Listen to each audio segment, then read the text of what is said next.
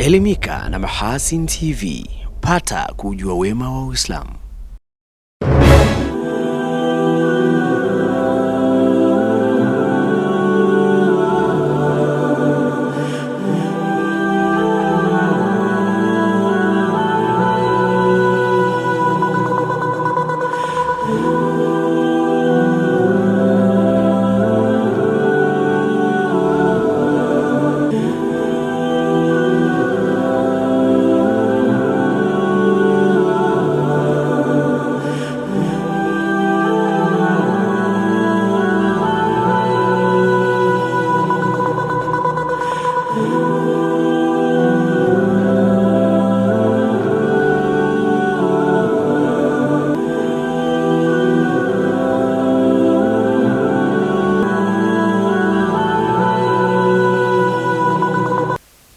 Assalamu alaikum wa rahmatullahi wa barakatuh. Hali gani mtazamaji wa Mahasin TV popote pale ulipo, karibu katika kapu la habari niweze kuwasilishia yale ambayo yameshughulisha chumba cha habari kwa siku ya leo kwa upande wa habari za kitaifa na kimataifa. Mimi ni Rajab Shaban Matuga nitakayesoma habari za hapa nyumbani, na kwa upande wa habari nje ya mipaka ya Tanzania tutakuwa naye Nuhu Kasim Stima hapo baadaye. Awali ya yote mtazamaji, tuangazie mukhtasari wake. REA yawasha umeme katika vitongoji vya Mwamulula na Kipeke wilaya ya Iramba mkoani Singida. Maandalizi yote kuelekea kwanza kwa msimu mpya wa hazina njema musabaka yakamilika. Katika habari za kimataifa, Marekani yazuia raia wake wanaotoka DRC kuingia moja kwa moja nchini humo kudhibiti ugonjwa wa Ebola.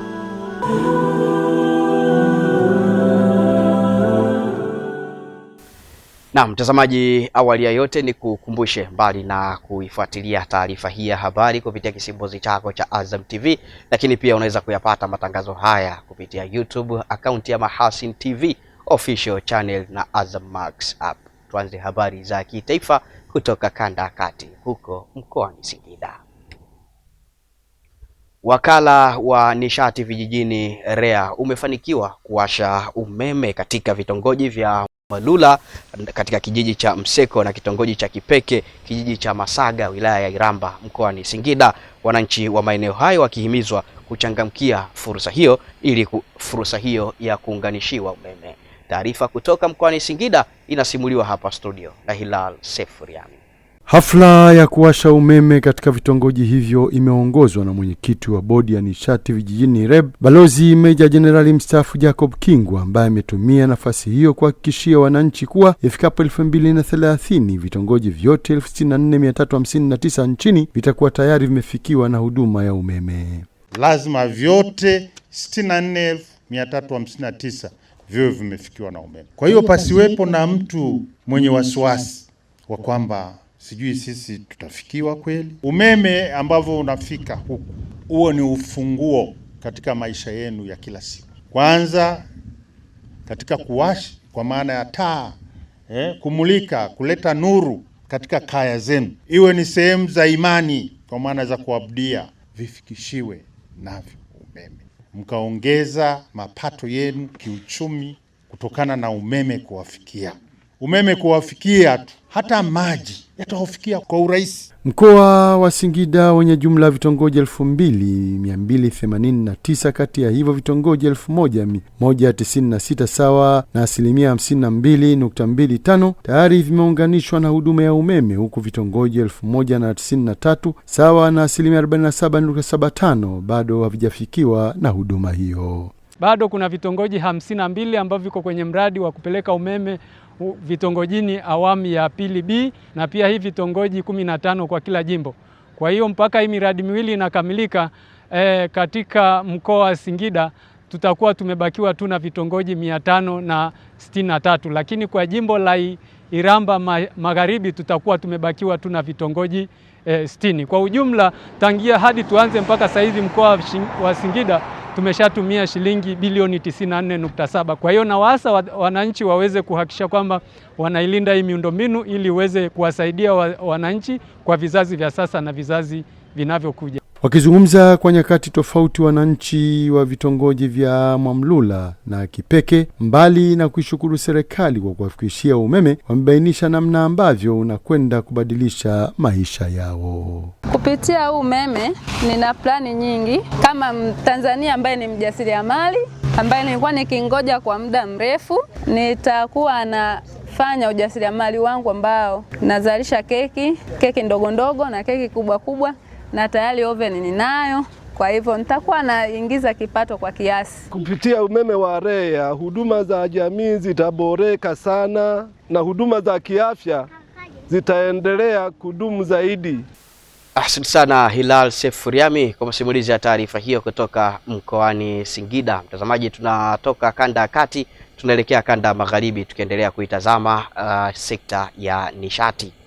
Serikali wilayani Urambo mkoani Tabora imekabidhi magari mawili na bajaji moja vyenye thamani ya zaidi ya shilingi milioni 673 kwa shirika la ugavi wa umeme nchini TANESCO wilayani humo, mpango unaolenga kurahisisha kuwafikia wananchi kwa wakati, kutatua changamoto za umeme na uhakika wa upatikanaji wa nishati hiyo. Taarifa kutoka wilayani Urambo mkoani Tabora anakuja nayo Saidi Kapalila. Ni uzinduzi wa magari hayo pamoja na bajaji uliofanyika wilayani Urambo, ambapo hapa meneja TANESCO wilayani humo Mhandisi Nyamagwila Maagi anabainisha hali ya utendaji kazi kabla ya ujio wa magari na namna yatakavyorahisisha katika kuwahudumia wananchi. Kiwalisia tulikuwa tuna changamoto kubwa ya usafiri katika wilaya ya Urambo, ila kwa sasa kupitia ujio wa haya magari tunakwenda kukomesha zile au kupunguza adha ambazo zilikuwa tunazipata sisi kama watumishi wa TANESCO Urambo, kwa sababu katika hizi gari tutakuwa na uwezo kufanya matengenezo kwa wakati, pia kuhudumia wateja kazi za emergency kwa wakati. Hivyo kwa ufupi nipende kuishukuru serikali kwa hilo. Kwa upande wake mbunge wa jimbo la Urambo Mheshimiwa Margaret Sita anabainisha gharama za magari hayo, huku wananchi wakieleza tija itakayopatikana kiuchumi kutokana na uwepo wa umeme wa uhakika na maombi yao kwa TANESCO wilayani humo. Zawadi hii kubwa mlioiona hapa ya Isuzu FRR tani 7 ya gharama ya milioni 239, wakaona hata wasaidie pia kutuletea Toyota Land Cruiser double cabin hapa ambayo ina gharama ya milioni 424, lakini pia wakaona hata ili wasaidiane katika kutoa huduma waongeze pia bajaji oye.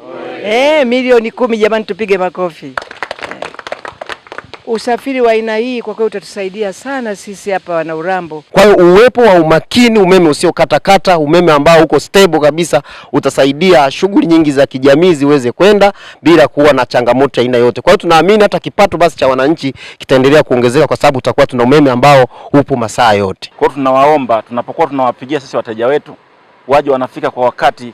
Umeme ni kitu cha muhimu sana kwa hapa mjini na unatusaidia, una mambo mengi, watu wana saluni, wana vitu vingi ambavyo wanatumia umeme. Kwa hiyo kwamba likitokea tatizo kama lile, umeme unapokosekana inakuwa ni shida. Baada ya uzinduzi huo, mkuu wa wilaya ya Urambo Daktari Hamisi Mkanachi anatoa kauli ya serikali. Uwekezaji huu sio uwekezaji mdogo. Ni imani yangu yaliyofanyika Urambo pia yamefanyika wilaya zingine ndani ya Jamhuri ya Muungano wa Tanzania. Si jambo ndogo kabisa. Lakini serikali yetu imefanya. Leo TANESCO ana bajaji kwa maeneo ambayo gari haipiti, basi bajaji itaweza kupita. Kwa vijana wa TANESCO watafika kila kichochoro, kila njia, kila mtaa. Kutoka Tabora, Saidi Kapalila, Mahasin TV. Asante sana Saidi Kapalila kwa masimulizi zaidi ya taarifa hiyo kutoka mkoani Tabora. Mtazamaji, na sasa ni jijini Dar es Salaam. Taasisi ya Direct Aid Society kwa kushirikiana na Jumuiya ya Tabia za Kiislamu JAI tawi la Ukonga wamefanikiwa kuwafanyia tohara watoto yatima na wale wanaoishi katika mazingira magumu zaidi ya 50 kupitia zoezi la tohara lililofanyika katika kituo cha afya jijini Dar es Salaam. Tohara kwa mtoto wa kiume ni muhimu kwani husaidia kupunguza hatari ya maambukizi ya mfumo kwa njia ya mkojo UTI pamoja na magonjwa mengine yanayoweza kuathiri afya ya watoto. Tunajua umuhimu wa tohara kwamba unazuia baadhi ya magonjwa ikiwemo UTI na magonjwa mengine ambayo yanaweza yakasababisha athari kwa mtoto wa kiume. Kwa zoezi hili tunaomba wazazi waendelee kujitokeza ili watoto wasije kupata changamoto hapo baadaye. Amiri wa JAI tawi la Ukonga Juma Mwaipopo amesifu mwitikio mkubwa wa watoto kufuatia huduma hiyo kutolewa bure baada ya taasisi ya Direct Aid Society kugharamia malipo yote ikiwemo tohara hadi mtoto atakapopona. Watoto hawa wamekuwa wanapata tabu sana. Wengine wamekuwa wengine wamefika mpaka darasa 7 lakini hawajapata suna. Huduma hii ni gharama sehemu nyingine kubwa sana. Anapata mtu 50,000 afanyiwe 60,000 mpaka 100,000 huduma ya kisuna. Kitu ambacho kwa mjane inamua wakati mgumu sana. Kwa hiyo hili jambo sisi tumeliamua kuwachukua watoto mayatima kwa ajili ya kusaidiwa na kuwashukuru jamaa wetu wa Direct Aid Society kuendelea kuwasaidia wahitaji hawa wajane pamoja na mayatima. Kwa upande wao, miongoni mwa wazazi wa vijana waliopatiwa tohara wameishukuru Direct Aid kwa mashirikiano na JAI tawi la Ukonga kwa kuwawezesha vijana wao kupata huduma hiyo muhimu. Nishukuru sana kwa kupata hiyo huduma kwa sababu nilikuwa sina uwezo hata wa kumpeleka suna huyu mtoto, lakini nashukuru leo amepata suna na huduma mbalimbali tunapewa za kiafya. Tunawashukuru, waendelee kutuhudumia sisi kwa sababu ni wajane, hatuna uwezo wa kifedha. Tunashukuru kwa huduma ya tohara watoto wetu wamefanyiwa.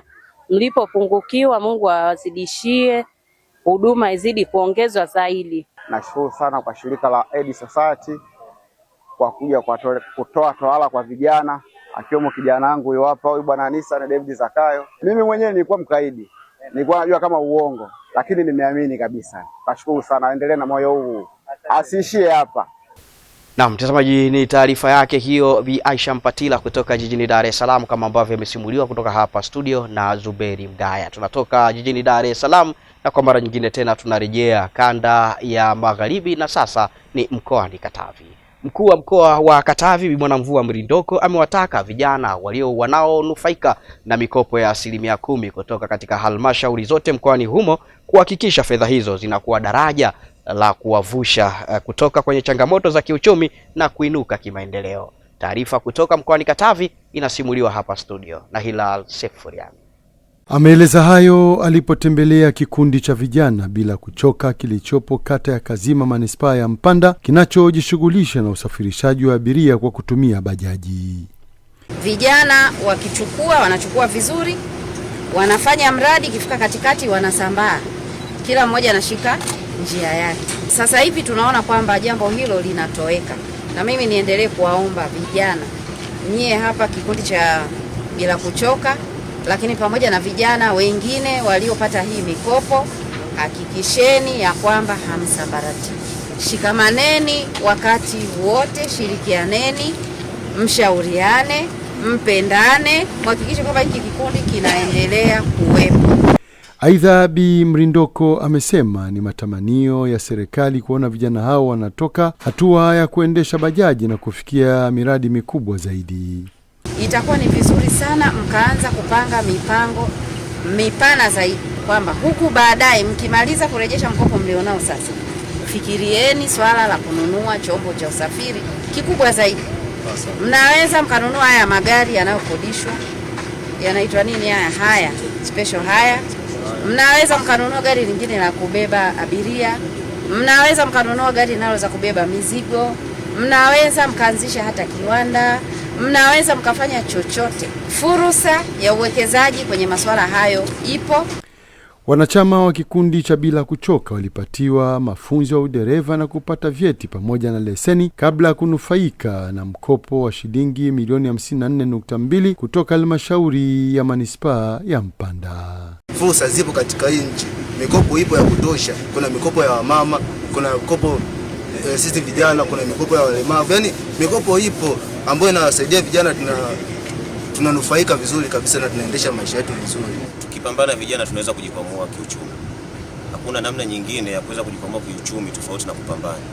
Kwa hiyo nawashauri vijana wenzangu, tupambane na tuwe mabalozi wema kwa vijana wenzetu katika kuitunza amani ya nchi yetu. Amani ni kitu cha msingi sana. Bila amani hatuwezi kupambana, hatuwezi kufanya chochote.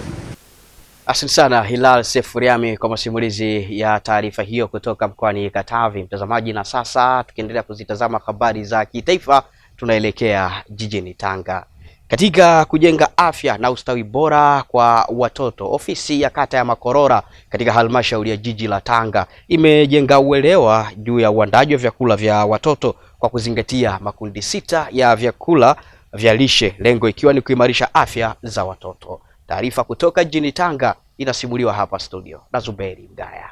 Akizungumza katika zoezi hilo, mfamasia wa jiji la Tanga Abdallah Mnege, ambaye pia alikuwa mgeni rasmi katika zoezi hilo, amesema ni wajibu wa wazazi kuzingatia lishe ya mtoto ili kumfanya awe na afya bora kimwili na kiakili. Mtoto bora analelewa kwa lishe bora. Kwa hiyo lishe bora inayotengenezwa hapa inatusaidia kumtengeneza mtoto kiakili. Anapotengenezwa mtoto kiakili na maumbile yanakuwa na uwezo wake wa kufikiri unatanuka. Kwa hiyo tunawasaidia pia wazazi wetu ambao pia ni walimu wetu walioko kwenye mashule wasipate kazi kubwa sana ya kuwalea hawa watoto. Kwa hiyo nitoe msisitizo kwa wazazi tena, tuzingatie makundi 6 haya ya vyakula ambayo tumeweza kupewa mafunzo yake haya. Tumeweza kuonyeshwa ni namna gani hawa watoto wanatakiwa kupewa kwa ajili ya kukua kwenye malezi yao ya kila siku. Aidha, mfamasia huyo ametoa wito kwa wazazi na walezi kuwapeleka watoto wao kliniki kwa ajili ya kufanyiwa vipimo vya afya zao mara kwa mara ili kuepuka madhara yanayoweza kuathiri afya za watoto hao. Wazazi, napenda sana kuwashauri mpeleke watoto wenu kliniki kwa ajili ya kupima uzito, kwa ajili ya kuendelea kupata huduma za afya katika vituo vya kutolea huduma, kwa sababu nje ya hapo tunawatafutia watoto madhara makubwa sana. Kuna tatizo sasa hivi la usonji. Kuna tatizo la watoto kuonekana kwamba wanachelewa katika catch up material wakiwa darasani. Sasa kama mwalimu ukiona tatizo hilo, tafadhali ripoti kwenye kituo cha afya kilicho karibu.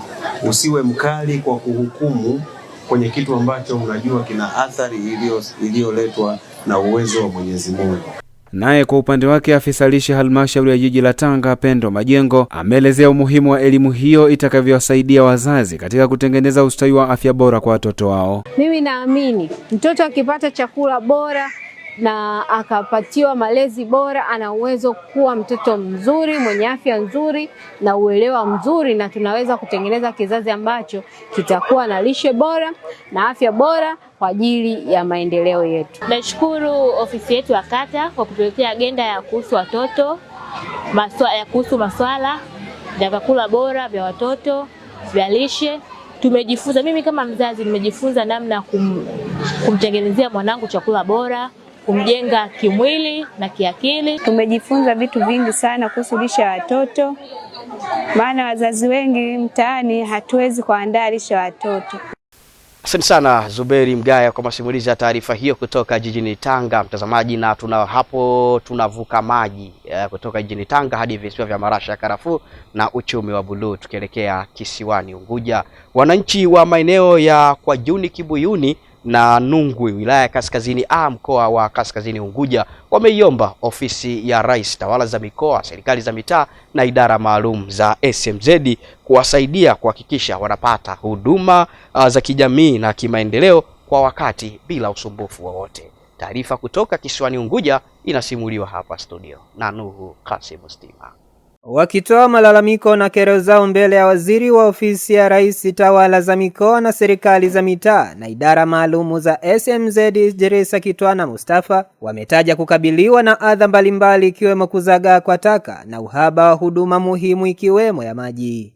Halmashauri pamoja na meya wake wameoza kabisa, takataka zinazagaa ovyo kule. Inafikia hatua sisi wananchi ndio tunawalipa wenye magari, lakini wao bado hawaji. Nimekaa tangu asubuhi saa 5, saa 6, saa 7, saa 8 na kuta ndasikiza vipi kule. Mheshimiwa, vipi nikatasi langu mpaka hivi sasa majibu mbona sijapata? Nishakwambia subiri huko mpaka muda gani? Tulitaka kufanya ziara ya maandamano sisi wananchi wa shehia ya Tazari kwenda pale halmashauri, lakini sheha wetu akatupa matumaini, akatuambia kwamba subirini, kesho anakuja mkurugenzi, tutakuja kuongea vizuri zaidi. Akizungumza katika mkutano huo, Waziri Kitwana amewataka wananchi hao kueleza changamoto na kero zao ili serikali iweze kuzitafutia ufumbuzi kwa kuhakikisha upatikanaji wa huduma bora za kijamii na maendeleo. Dhamira ya ziara hii ni kusikiliza changamoto au wengine wanaziita kero, kwamba wajibu wangu kusikiliza zile kero ambazo zinaendana na taasisi yangu kama ana wizara, lakini najua ziko changamoto ambazo hazitokani na wizara yangu na utaratibu na utamaduni wa kuzichukua kuwapelekea wenzangu kwa sababu wao hawajapata nafasi ya kufika kwa wakati huu. Awali akifungua mkutano huo, mkuu wa mkoa wa Kaskazini Unguja Galos Nyimbo amewasisitiza wananchi kutoa ushirikiano kati yao na viongozi katika kuharakisha maendeleo ya mkoa huo. Kwa hiyo naomba wananchi, kama tulivyosema mwanzo, muwe wazi ili muweze kuzileta shida zenu. Zipo ambazo wanaweza kuzitafutia ufumbuzi wa haraka, pengine leo, na zipo zingine atazichukua, lakini hatimaye shida zenu na kero zenu zitakuwa zimefika pahala salama na zitatatuliwa kwa wakati mwafaka. Shukrani sana Nuhu Kasim Stima kwa masimulizi zaidi ya taarifa hiyo kutoka kisiwani Unguja. Mtazamaji, tunarejea Tanzania bara na kutoka hapa jijini Mwanza kuelekea katika msimu mpya wa kipindi cha Hazina Njema Musabaka kinachorushwa hapa Mahasin TV. Kamati ya maandalizi ya kipindi hiko ikiongozwa naye Sheikh Abdul Basit Othman ambaye ndiye mwenyekiti wa kipindi hiki au kamati hiyo, imeeleza zaidi namna ambavyo maandalizi yanaendelea kuelekea katika kuanza kwa msimu mpya wa kipindi hicho. Naam, ni kuelekea katika msimu mpya huu wa mashindano ya Hazina Njema Musabaka, ambapo hapa sasa nimekutana na viongozi wa kamati ya maandalizi kuelekea katika haya mashindano ambayo yataruka moja kwa moja kabisa kupitia channel nambari 455 katika kisimbuzi cha Azam TV, Mahasin TV, na hapa nipo na mwenyekiti wa kamati hiyo Sheikh Abdul Basit Othman. Anazungumza namna ambavyo amejipanga kuelekea katika mashindano haya. Alhamdulillah wassalatu wassalamu ala rasulillah wa ba'd. Ndugu zangu, awali yoyote tumshukuru Allah subhanahu wa ta'ala aliyetuwezesha kufikia katika ngazi hii ambako tuliko sasa hivi. Kufuatana na mashindano Hazina Njema Musabaka, walilahi alhamdu, mambo yametimia. Jambo limetimia, maandalizi yamekamilika kwa 100%. Kwa hiyo inshallah biidhnillah, ndugu zangu, ni waombe walezi wa watoto zile madarisi, walimu wa madarisi wajitahidi kuhudhuria katika huu musabaka kama tulipokubaliana nyuma huko na yale masharti yetu tuliyowekeana. Pia wazazi majumbani tunawaomba wafuatilie kipindi hichi, lakini kiasi cha kwamba cha kusema ni kwamba hakika mashindano haya ya safari hii yana mvuto kiaina yake. Na sasa hapa nipo na katibu wa kamati ya maandalizi ya kipindi hiki cha Hazina Njema, kipindi ambacho kilikuwa kinasubiriwa kwa hamu kubwa, na hapa tupate sasa kusikia hicho ambacho atakizungumza kuelekea katika haya mashindano ambayo tunasema ni muda mchache tu umesalia katika mashindano haya. Mpaka sasa maandalizi yamekwendaje? Mpaka sasa tuna 98% ya maandalizi haya, na ambapo tumeshakamilisha hatua zote za awali kama ambavyo tulikuwa tumejipanga, kuanzia usajili wa madrasa, kukutana na walimu, na pamoja na setup nzima kwa maana ya eneo la studio ambapo kipindi kitafanyika. Sawa. Ni kipi tutarajie zaidi, pengine kitakuwa kitu cha tofauti na mashindano ambayo yameshaikupita huko nyuma? Utofauti upo ni mkubwa sana, na moja kati ya utofauti ya kipindi hiki na vipindi ambavyo viliwahi kutokea, kwanza ni maboresho ya setup nzima, lakini pia masheikh ambao watakuwa kama judges kwenye hiki kipindi. Awali tulikuwa nao ambao walikuwa ni bora, lakini sasa hivi tumeleta ambao ni bora zaidi, na idadi pia ya wanafunzi imebaki ile ile, hatujabadilisha kitu chochote isipokuwa tumezingatia umri pamoja na uweredi wa wanafunzi kulingana na madrasa ambazo tumezichagua. Sawa. Hapa kwenye kigezo cha umri ni kuanzia miaka mingapi? Kigezo cha umri ni kuanzia miaka 4 mpaka 14. Tumekadiria umri huo kwa sababu wengi hawa ndo tunasema ni watoto ambao ni chipukizi, ndo wanakuwa. Kwa hiyo tunatamani kuwalea katika mazingira ya kidini zaidi, na kupitia kipindi hiki si kwa lengo la kushindana peke yake, lakini ni kwa lengo la kujifunza nje na mazingira ya madrasa huko walipo au mashuleni. Naam, mtazamaji wa Mahasin TV, ni katibu huyo wa mashindano ya Hazina Njema Musabaka Saadati Siraji ambaye ametoka kuzungumza hapa. Umemsikia kile ambacho amekizungumza kuelekea katika mashindano haya, lakini hapa nipo na mratibu pia wa mashindano haya ya Hazina Njema Musabaka Aisar Karume, na yeye tupate kumsikia kile ambacho anakizungumza kuelekea katika mashindano haya Hazina Njema Musabaka mwaka huu 2026. Karume, tutarajie kipi sasa katika mwaka huu, msimu huu wa mashindano haya Hazina Njema Musabaka, pengine tofauti na miaka mingine iliyopita? Mwaka huu ni mwaka ambao kama kuna madrasa haikupata nafasi ya kushiriki au ilichelewa, itajuta, kwa sababu Hazina Njema ya safari hii alhamdulillah rabbil alamin inafanyika katika kiwango cha hali ya juu, na fainali yake itakwenda kufanyika siku ya mwezi wa Ramadhani, na tutafanya ndani ya ukumbi, na itakuwa kubwa sana, na watu wataalikwa kwa ajili ya kuhudhuria kama yalivyo mashindano mengine, wakiwaona watoto wetu wanavyojitahidi katika masuala ya dini na kuona kwamba Mahasin TV inaendelea kuacha legacy. Sawa, mimi nikushukuru sana Karume. Naam, mtazamaji wa Mahasin TV, ni Aisar Karume huyo ambaye ni mratibu wa mashindano haya Hazina Njema Musabaka, ambaye ametoka kuzungumza hapa. Amezungumza namna ambavyo maandalizi yamekamilika, lakini wito wake pia akatoa kwa wazazi na walezi pamoja na walimu wa madrasa kuhakikisha kwamba wanatia nguvu zaidi katika mashindano haya, lakini pia tunatia nguvu zaidi katika kuhakikisha kwamba watoto wetu wanapata elimu ya dini ipasavyo. Mimi kutoka hapa sina la ziada. Jina langu ni Zuberi Mgaya. Naam, mtazamaji wa Mahasin TV, kwa taarifa hiyo ambayo imeeleza namna ambavyo maandalizi kuelekea katika msimu mpya wa kipindi cha Hazina Njema Musabaka, ndio tamati ya Kapula Habari kwa habari za kitaifa. Napoza kwa sekunde chache punde nitarejea tena hapa, na utakuwa ni wakati wake Nuhu Kasim Stima kwa upande wa habari za kimataifa. Usiondoke. Mahasin TV channel namba 455 katika kingamuzi cha Azam.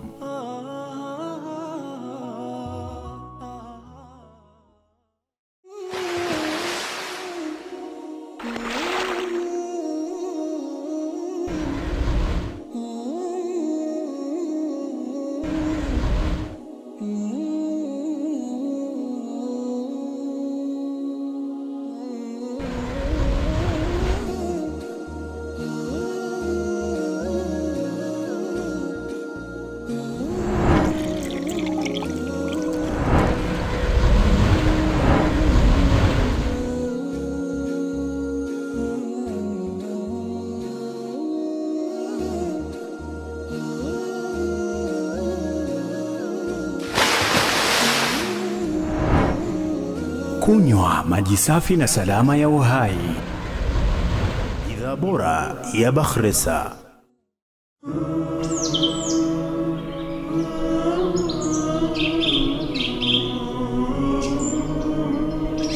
Mahasin TV, pata kujua wema wa Uislamu.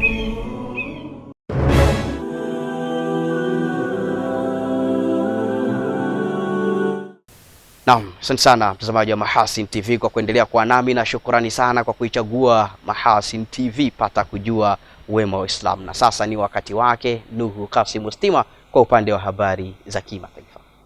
Mtazamaji wa Mahasin TV, karibu kwa upande wa habari za kimataifa.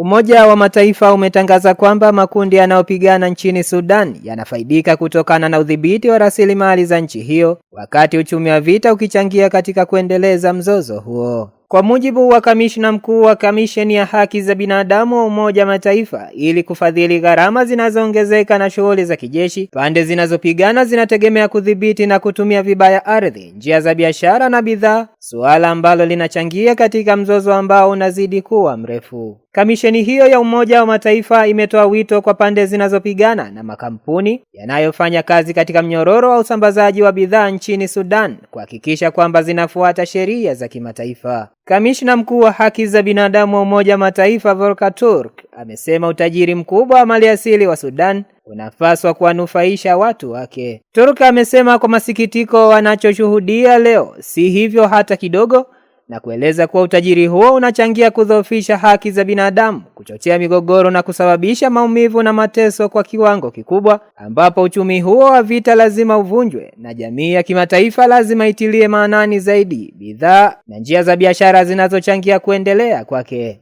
Itakumbukwa kuwa vita kati ya jeshi la Sudan na wapiganaji wa kundi la RSF vilizuka Aprili 2023 na hadi sasa vimesababisha mauaji ya watu 200,000 na kulazimisha wengine zaidi ya milioni 11 kuwa wakimbizi. Maeneo mengi ya Sudan pia yamekumbwa na njaa kutokana na vita hivyo. Kwingineko, ubalozi wa Marekani mjini Kinshasa umetangaza kuwa raia wa Marekani watakaoondoka Jamhuri ya Kidemokrasia ya Kongo DRC hawataruhusiwa kupanda ndege zinazoelekea Marekani hadi watakapokaa nje ya DRC kwa siku 21 kufuatia mlipuko wa Ebola unaoendelea mashariki mwa nchi. Hatua hiyo inafuatia tahadhari iliyotolewa na vituo vya Marekani vya kudhibiti na kuzuia magonjwa CDC iliyosema wasafiri kutoka DRC, Uganda na Sudan Kusini watafuatiliwa kiafya kwa siku 21, ambapo kwa mujibu wa CDC watu watakaoondoka DRC wanaweza kuwekewa amri ya kutosafiri inayowazuia kupanda ndege zinazoelekea Marekani hadi kipindi hicho cha ufuatiliaji kitakapokamilika. Wasafiri watakaoruhusiwa kuingia Marekani wanaendelea kufanyiwa uchunguzi wa afya katika viwanja maalumu vya ndege, ikiwa ni pamoja na kupimwa joto la mwili na kufuatiliwa hali yao ya kiafya, huku ubalozi wa Marekani umeonya kuwa raia wake waliopo DRC wanapaswa kutarajia ucheleweshaji wa safari na huenda wakalazimika kupita katika nchi nyingine kabla ya kurejea Marekani, ambapo hata hivyo baadhi ya misamaha inaweza kutolewa kwa misingi ya kibinadamu. Wakati huo huo, kituo cha uendeshaji wa dharura za afya ya umma cha DRC kimesema mlipuko wa Ebola unaendelea kuongezeka na kufikia Julai 13 kulikuwa na wagonjwa 2001 waliothibitishwa na vifo 754 katika majimbo 5, huku jimbo la Ituri ikiwa na idadi kubwa zaidi ya maambukizi mapya. Maafisa wa afya pia wamesema maambukizi mapya katika jimbo la Haut-Uele yanaashiria kuwa mlipuko huo unaendelea kusambaa katika maeneo mapya, na kiwango cha vifo kutokana na mlipuko huo kimefikia 37.5, hali inayoonyesha ukubwa wa athari za aina ya bundibugyo ya virusi vya Ebola. Tukitamatisha kwa upande wa habari za kimataifa, Teherani imefanya mashambulizi mapya dhidi ya kambi za kijeshi za Marekani katika mataifa jirani ya Ghuba, huku Washington ikiendelea kushambulia maeneo mbalimbali nchini Iran usiku wa kuamkia siku ya Alhamisi ya Julai 16, 2026. Teherani imesema imeshambulia mataifa kadhaa katika eneo hilo, ikiwa ni pamoja na Jordan, Kuwait na Bahrain, huku siku 6 za uhasama mpya ikitia dosari makubaliano yao ya awali ya kusitisha vita. Wakati huo huo, jeshi la Marekani limesema kuwa limefanya mfululizo wa mashambulizi kwa takriban saa 6 katika maeneo kadhaa ili kudhoofisha uwezo wa Iran wa kutishia mabaharia wasio na hatia katika mlango bahari wa Hormuz. Mashambulizi hayo ya hivi karibuni yalitokea baada ya rais wa Marekani Donald Trump kuionya Iran kuwa ni vyema ikaonesha nidhamu, la sivyo watakabiliwa na hatua zaidi za kijeshi ikiwa hawatarejea kwenye meza ya mazungumzo. Mpatanishi mkuu wa Iran Mohammad Bagher Ghalibaf aliviambia vyombo vya habari vya serikali kuwa Teheran haina sababu ya kuzingatia makubaliano yoyote ambayo hana manufaa kwake, na aliongeza kuwa usalama wa taifa la Iran unategemea kudumisha kile alichokiita mipango ya Iran katika lango la bahari la Hormuz. Katika mashambulio ya hivi karibuni, Marekani ililenga mifumo ya ulinzi wa anga na vituo vya ufuatiliaji wa pwani kote nchini Iran, ikiwemo katika mji wa bandari wa Bandar Abbas na kisiwa cha Crater Tanb, kulingana na taarifa ya kamandi kuu ya Marekani CENTCOM. Na huu ndio mwisho wa habari za kimataifa kutoka Mahasin TV. Msomaji wako ni mimi Nuhu Stima. Naam, ndivyo ambavyo anatamatisha habari za kimataifa hivyo Nuhu Kasim Stima, na kabla sijaweza kuhitimisha kapla habari na kukuaga, tuangazie mukhtasari miongoni mwa yale tuliyokuwa nayo leo hii. REA ya washa umeme katika vitongoji vya Mwamulula na Kipeke wilaya ya Iramba mkoani Singida. Maandalizi yote kuelekea kwanza kwa msimu mpya wa hazina njema musabaka yakamilika. Katika habari za kimataifa, Marekani yazuia raia wake wanaotoka DRC kuingia moja kwa moja nchini humo kudhibiti ugonjwa wa Ebola. Naam, mtazamaji wa Mahasin TV, kwa nukta hiyo ndio tamati ya kapu la habari kwa siku ya leo. Kwa taarifa yetu nyingine ya habari usikose kuungana nasi siku na wakati mwingine tena. Kwa niaba ya wale wote ulikuwa nami Rajab Shaban Matuga niliyesoma habari za hapa nyumbani, na kwa upande wa habari nje mipaka ya Tanzania tulikuwa naye Nuhu Kasim Stima. Nikutakia utazamaji mzuri wa vipindi mbalimbali vinavyofuata kutoka hapa Mahasin TV. Pata kujua wema wa Islam. Wabillahi tawfiq. Wassalamu alaikum wa rahmatullahi wa barakatuh. Asanteni na kwaherini kwa sasa.